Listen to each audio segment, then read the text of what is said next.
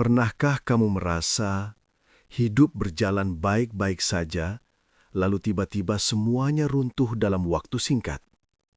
Bukan karena tidak cinta, bukan karena ingin mengkhianati, tapi karena lelah dan merasa sendirian. Kita tidak sedang mencari siapa yang paling salah. Kita hanya ingin memahami bagaimana sebuah rumah tangga bisa retak saat ekonomi melemah, komunikasi hilang, dan perhatian datang dari arah yang tidak seharusnya. Ini bukan kisah sempurna. Ini kisah yang mungkin terjadi di sekitar kita. Tentang seorang istri yang terlalu lama memendam lelah. Tentang seorang suami yang jatuh dan berusaha bangkit. Dan tentang cinta lama yang datang di saat yang paling salah. Dengarkan sampai akhir, bukan untuk menghakimi, tapi untuk belajar. Karena kadang yang menghancurkan pernikahan bukan orang ketiga, melainkan kesepian yang dibiarkan terlalu lama. Selamat mendengarkan. Tidak ada yang benar-benar siap kehilangan penghasilan. Apalagi ketika itu satu-satunya penopang rumah tangga. Malam itu hujan turun pelan.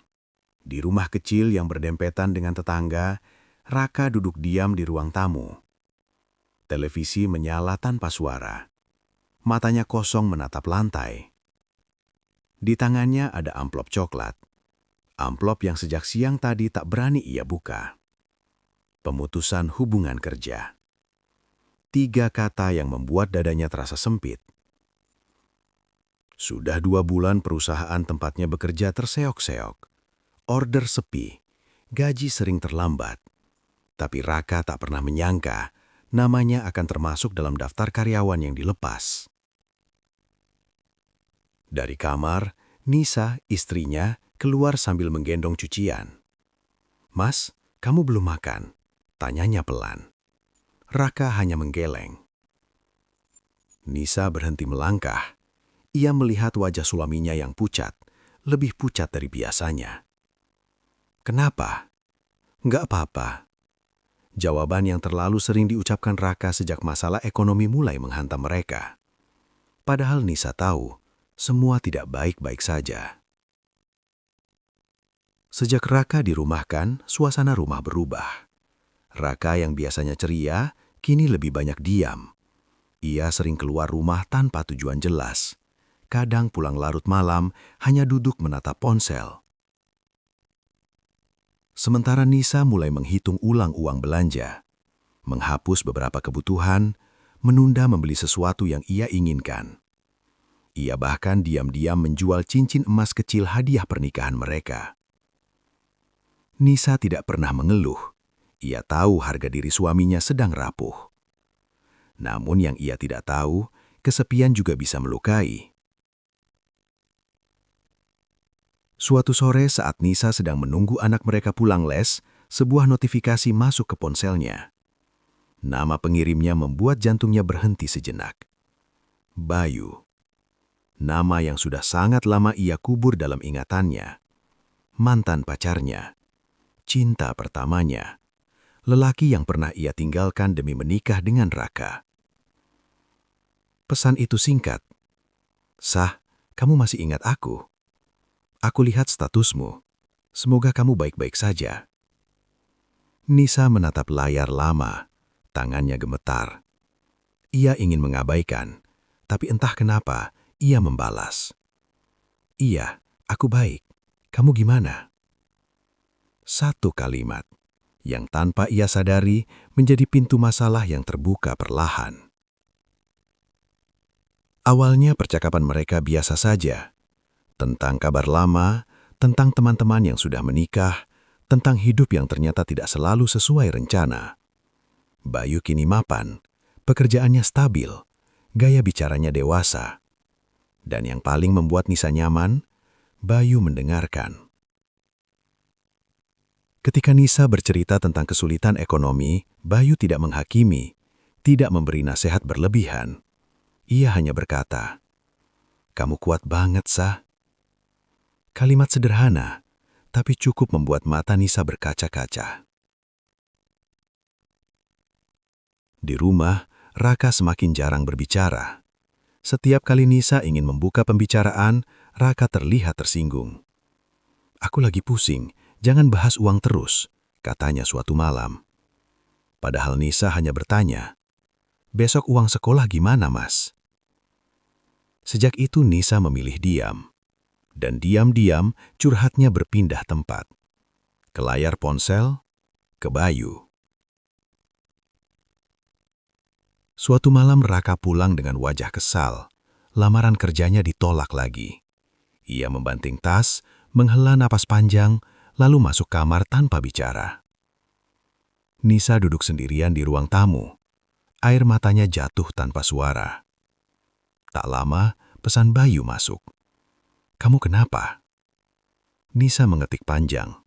Tentang Raka, tentang tekanan, tentang rasa lelah menjadi kuat sendirian. Bayu membalas cepat.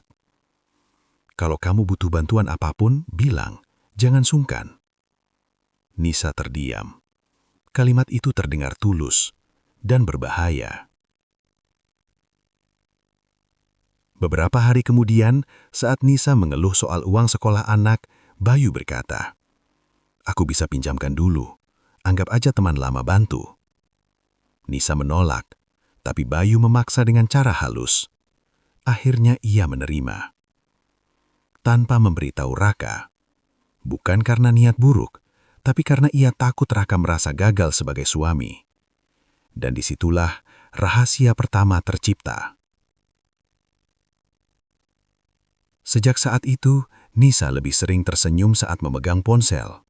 Lebih sering menyendiri. Lebih sering merenung. Raka sebenarnya melihat perubahan itu.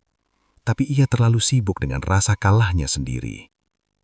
Ia tak sadar bahwa saat ekonomi runtuh, bukan hanya uang yang hilang. Keintiman juga ikut menjauh. Dan cinta lama tak pernah benar-benar mati. Ia hanya menunggu waktu yang tepat untuk kembali. Nisa menatap foto lama di ponselnya. Foto ia dan Raka di awal pernikahan. Wajah bahagia. Mata penuh harapan. Ia bertanya dalam hati, kenapa sekarang semua terasa jauh?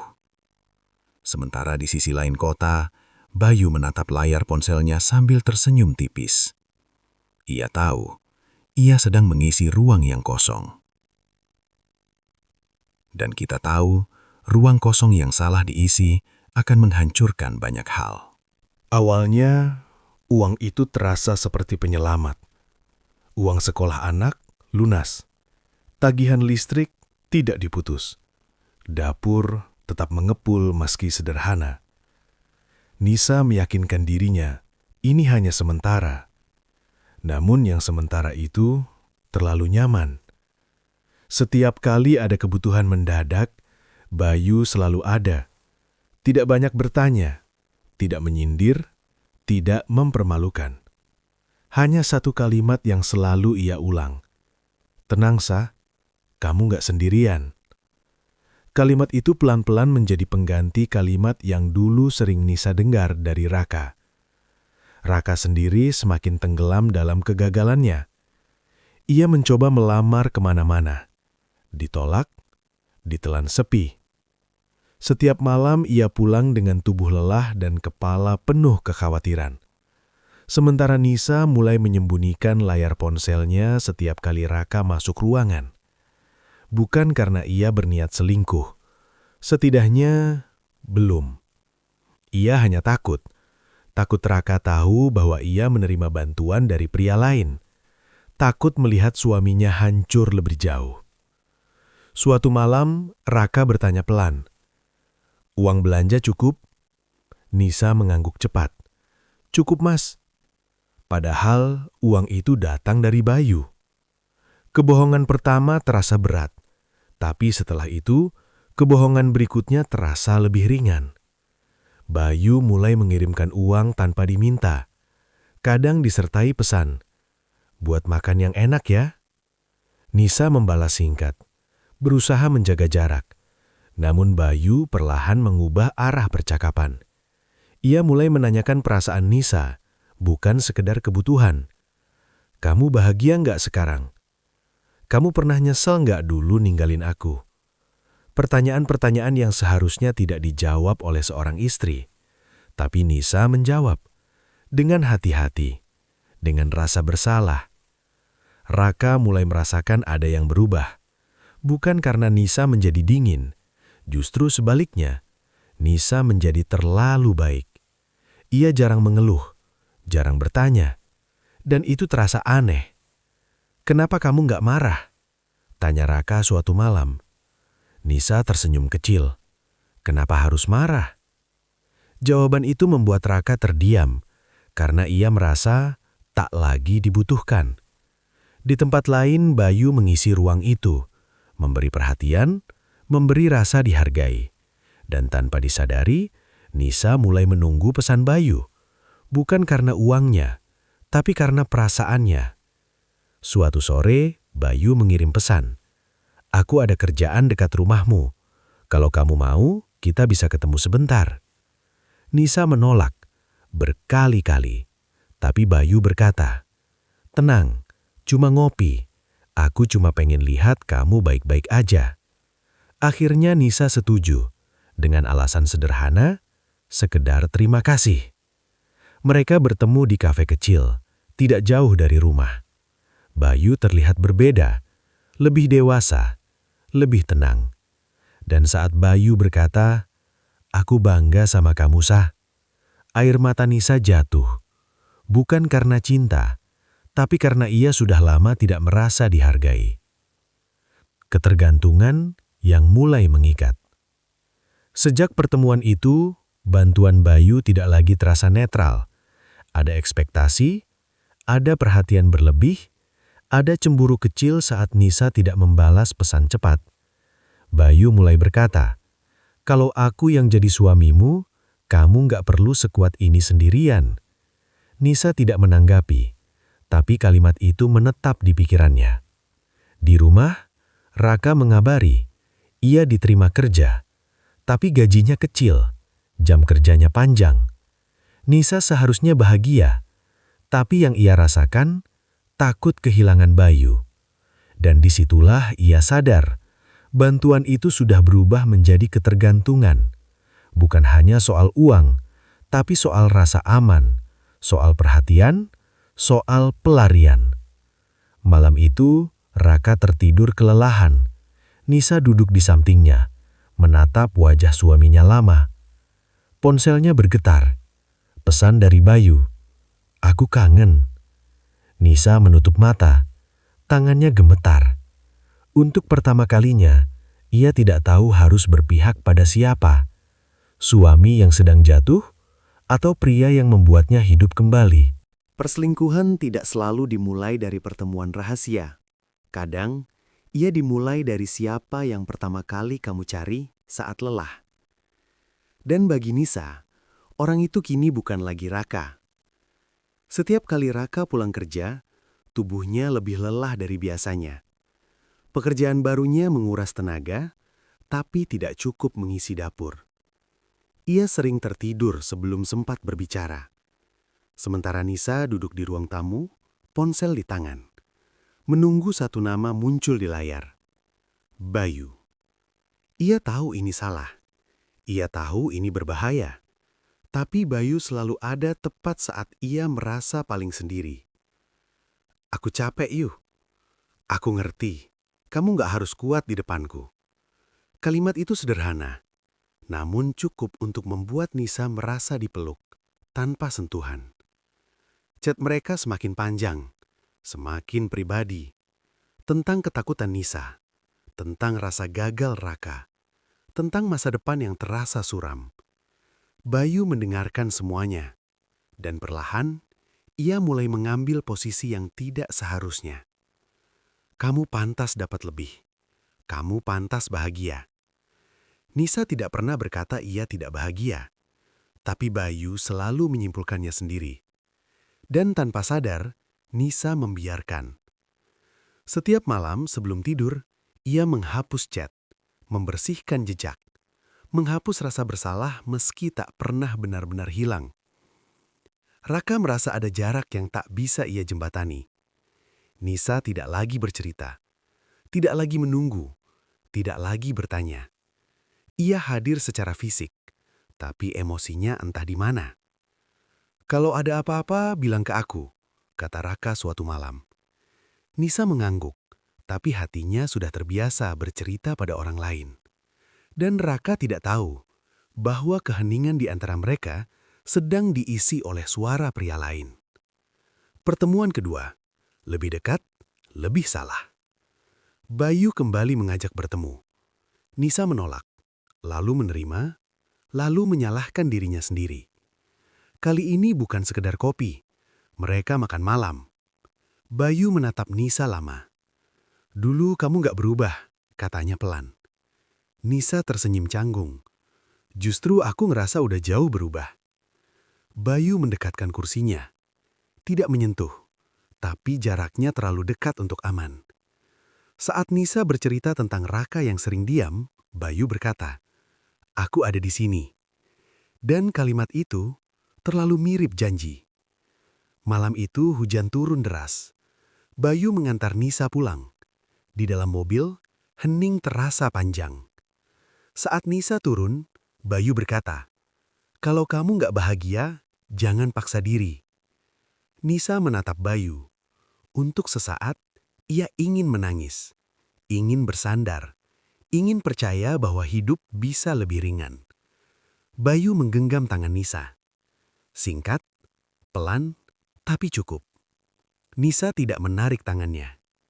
Dan disitulah, tanpa ciuman, tanpa sentuhan lebih, perselingkuhan itu resmi terjadi. Karena hati Nisa sudah berpindah.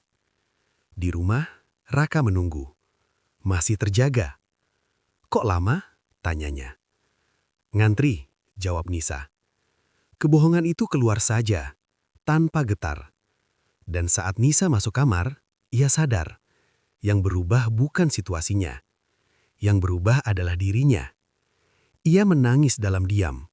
Bukan karena Bayu, bukan karena Raka, tapi karena ia tahu ia sedang berjalan menuju sesuatu yang tidak bisa dibenarkan. Ponsel Nisa kembali bergetar. Pesan dari Bayu, "Aku senang bisa dekat lagi sama kamu." Nisa mengetik lama, lalu membalas, "Aku juga." Dua kata yang membuat jarak antara istri dan suami semakin tak terlihat, tapi nyata.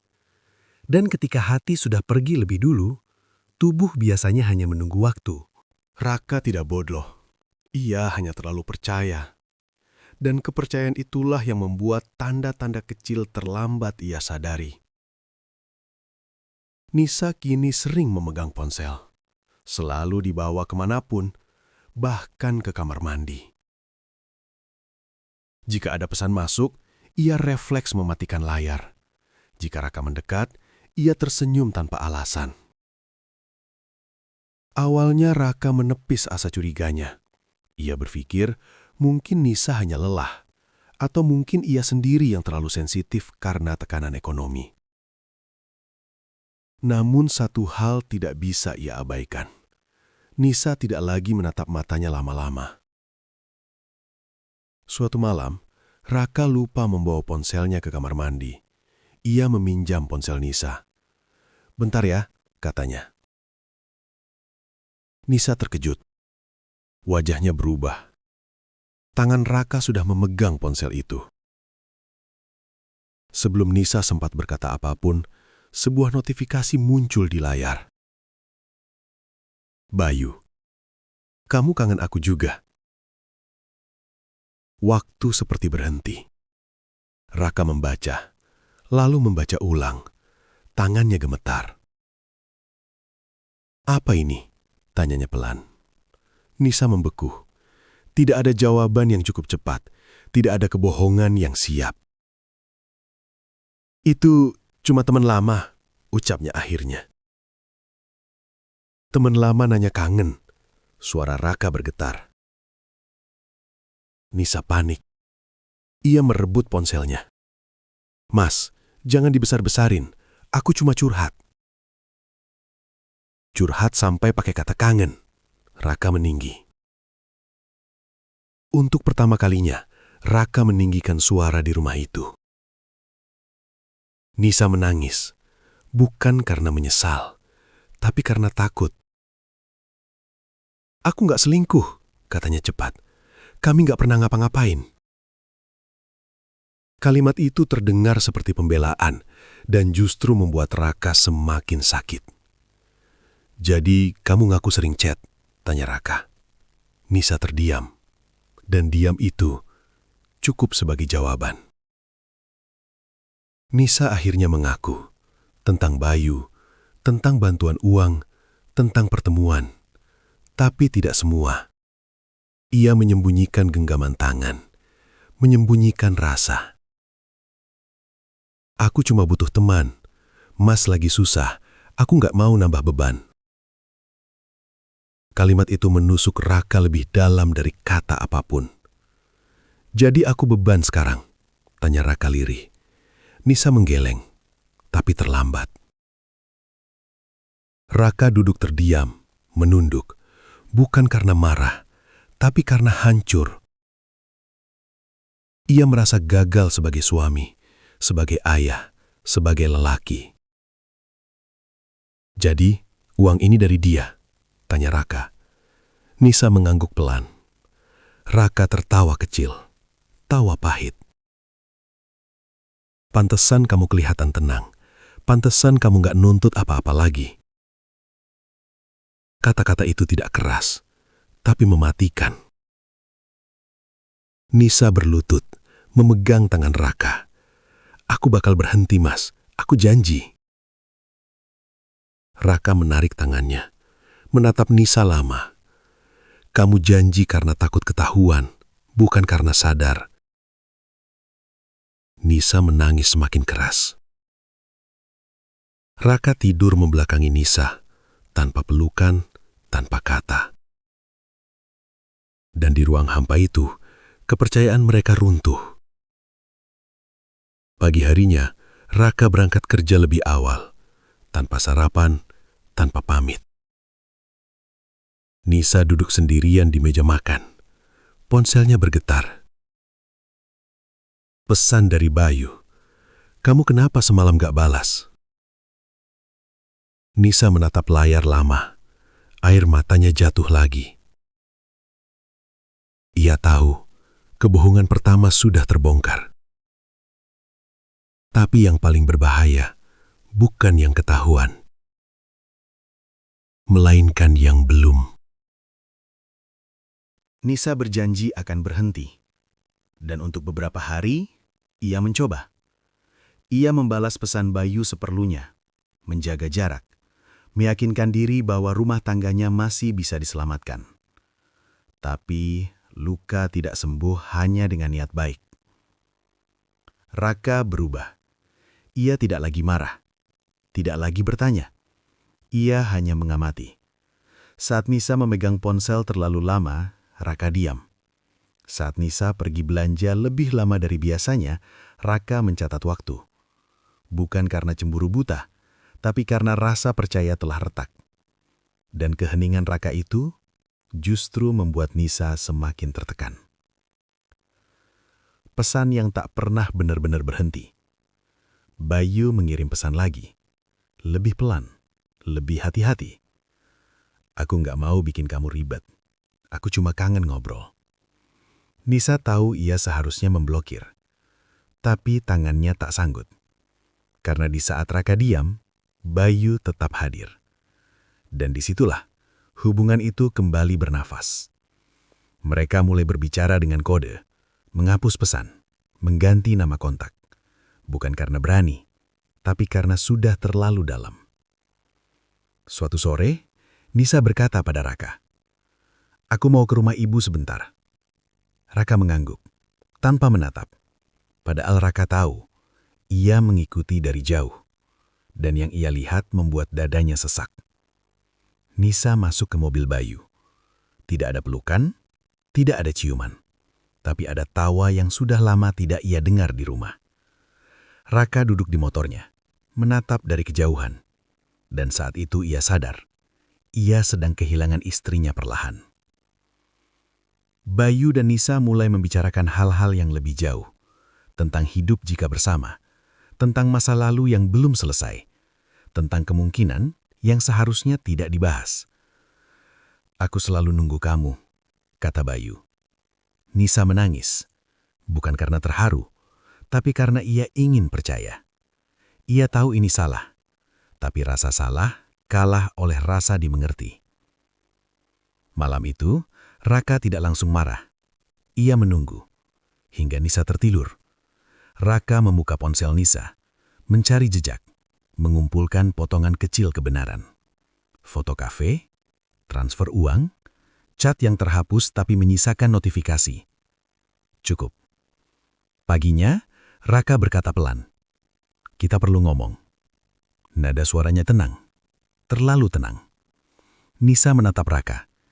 Ia tahu kali ini bukan sekedar curiga. Ia tahu, janji sudah dilanggar dan kepercayaan hampir habis. Raka berdiri, menatap istrinya tanpa amarah. "Aku nggak mau ribut," katanya. "Aku cuma mau tahu, kamu masih milik aku atau sudah milik orang lain?" Pertanyaan itu menggantung di udara. Tak ada jawaban yang aman. Dan di luar rumah, Bayu mengirim pesan terakhir hari itu. "Aku siap kalau kamu pilih aku." Pagi itu rumah terasa dingin, meski matahari sudah tinggi. Raka duduk di kursi ruang tamu. Di depannya, ponsel Nisa tergeletak di atas meja. Nisa berdiri, tangannya gemetar. Ia tahu, kali ini bukan dugaan. Ini pengadilan sunyi. Bukti yang tidak bisa diputarbalikkan. Raka tidak berteriak, tidak memaki. Ia hanya menunjukkan layar. Foto Nisa dan Bayu di kafe, riwayat transfer, pesan yang belum sempat terhapus. "Apa masih mau bilang ini cuma teman?" tanyanya pelan. Nisa duduk, air matanya jatuh satu-satu. "Aku salah," katanya lirih. "Aku lelah, Mas." Raka mengangguk kecil. "Dan kamu pilih lari." Kalimat itu membuat dada Nisa sesak, karena itu benar. "Aku gagal," Raka melanjutkan, "sebagai suami, sebagai pencari nafkah." Nisa mendekat. "Bukan itu maksudku." "Tapi itu yang kamu lakukan," potong Raka. "Kamu cari lelaki lain buat menutupi kekuranganku." Sunyi. Sunyi yang berat. Raka menatap Nisa lama. "Jawab jujur, kamu masih cinta aku?" Pertanyaan itu lebih menyakitkan dari amarah. Nisa membuka mulut, menutupnya lagi. Dan jeda itu cukup untuk menghancurkan segalanya. Raka menghubungi Bayu. Dengan tangan sendiri, dengan suara dingin. "Saya suaminya Nisa," katanya. "Kita ketemu." Bayu datang. Tanpa canggung, tanpa rasa bersalah. Pertemuan tiga orang itu seperti ruang sempit penuh luka. "Aku cinta Nisa," kata Bayu. "Aku nggak mau sembunyi lagi." Nisa menutup wajahnya, menangis. Raka tersenyum pahit. "Jadi ini semua soal cinta."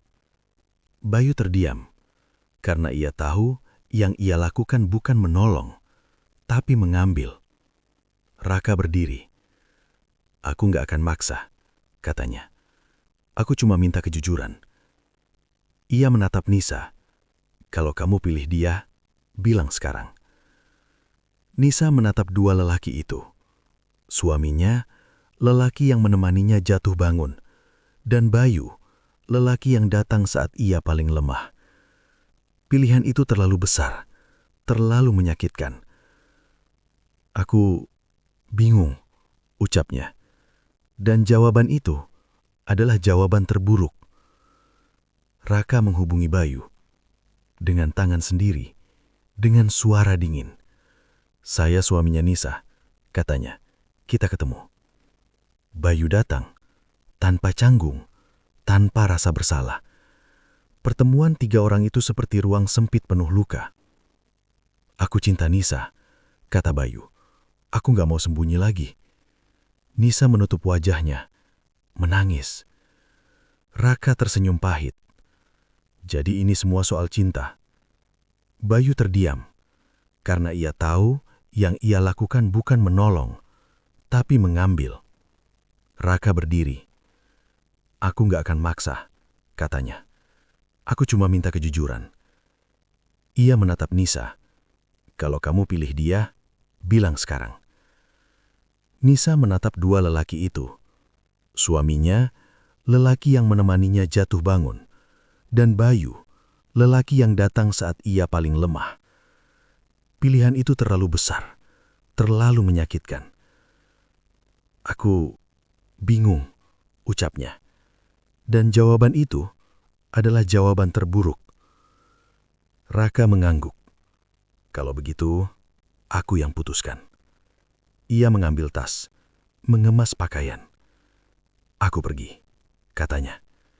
Bukan karena kalah, tapi karena aku masih punya harga diri. Nisa memeluk Raka, memohon, menangis, tapi Raka melepaskan. Aku butuh perempuan yang utuh, bukan yang setengah hatinya di orang lain. Pintu tertutup. Sunyi. Bayu mendekat ke Nisa. Kita bisa mulai baru. Nisa menatap pintu itu lama. Air matanya tidak berhenti. Karena untuk pertama kalinya, ia menyadari yang pergi bukan hanya suaminya, tapi rumahnya. Kepergian Raka meninggalkan rumah yang terlalu sunyi. Tidak ada suara langkah pagi, tidak ada obrolan kecil sebelum tidur, tidak ada lagi rasa pulang. Yang tersisa hanya Nisa dan keputusannya. Beberapa hari setelah Raka pergi, Nisa mencoba menghubunginya. Telepon tidak diangkat, pesan hanya dibaca. Ia datang ke rumah orang tua Raka, berharap diberi kesempatan bicara. Tapi ibu Raka hanya berkata pelan, "Kalau hati laki-laki sudah hancur, susah disusun lagi." Kalimat itu menusuk lebih dalam dari makian.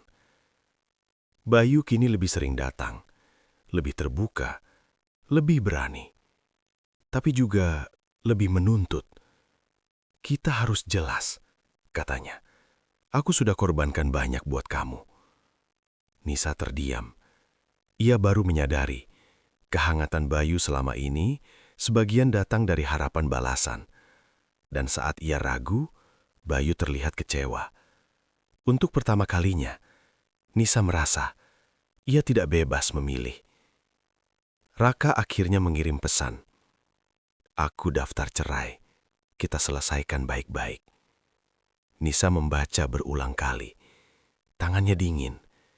Ia ingin menolak, tapi tidak punya alasan kuat, karena pengkhianatan itu nyata. Di pengadilan, mereka duduk berseberangan. Tanpa teriakan, tanpa drama, hanya mata yang menghindar. Hakim bertanya sederhana, masih ingin mempertahankan pernikahan? Raka menggeleng. Nisa menangis, dan palu itu diketukkan. Sekali, mengakhiri segalanya. Setelah perceraian, Nisa pindah rumah, mengurangi barang, mengurangi kenangan. Anaknya sering bertanya, "Ayah kemana?" Pertanyaan yang tidak pernah punya jawaban mudah. Raka memilih fokus bekerja. Ia menyembuhkan diri dalam diam, tanpa membalas rumor, tanpa membalas luka. Sementara Nisa mulai kehilangan arah. Bayu tak lagi seintens dulu. Hubungan mereka mulai retak oleh realita. Bukan lagi cinta rahasia, tapi tuntutan kehidupan nyata. Nisa duduk sendirian, membuka foto pernikahan lama. Ia tidak menyalahkan siapapun, tapi juga tak bisa memaafkan dirinya sendiri. Karena ia belajar satu hal yang pahit. Tidak semua yang datang saat kita lemah, datang untuk menyelamatkan. Sebagian hanya mengisi celah, lalu pergi. Dan kehancuran terbesar bukan kehilangan pasangan, melainkan kehilangan diri sendiri. Waktu tidak menyembuhkan segalanya. Ia hanya mengajarkan cara hidup dengan luka. Hidup yang berjalan, tapi tidak sama. Setahun berlalu sejak perceraian itu. Nisa kini tinggal di rumah kontrakan kecil. Pagi-paginya diisi dengan rutinitas sederhana, menyiapkan anak sekolah, berangkat kerja, pulang dalam lelah yang sunyi. Tidak ada lagi pesan panjang di ponsel. Tidak ada lagi seseorang yang bertanya, "Kamu baik-baik saja?" Bayu telah pergi, bukan dengan pertengkaran, hanya menjauh perlahan. Ternyata, cinta yang lahir dari pelarian tidak kuat menghadapi kehidupan nyata.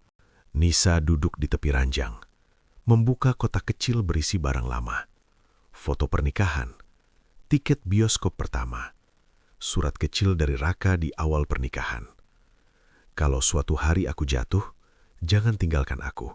Aku akan berusaha bangkit." Nisa menangis lama. Bukan karena ingin kembali, tapi karena sadar ia pergi sebelum sempat melihat Raka bangkit. Raka kini bekerja stabil. Tidak kaya, tapi cukup. Ia memilih hidup sederhana, menjauh dari masa lalu, tidak membicarakan Nisa pada siapapun. Saat ditanya kenapa tidak mencoba lagi, ia hanya berkata, "Cinta itu penting, tapi harga diri lebih penting." Ia tidak membenci Nisa.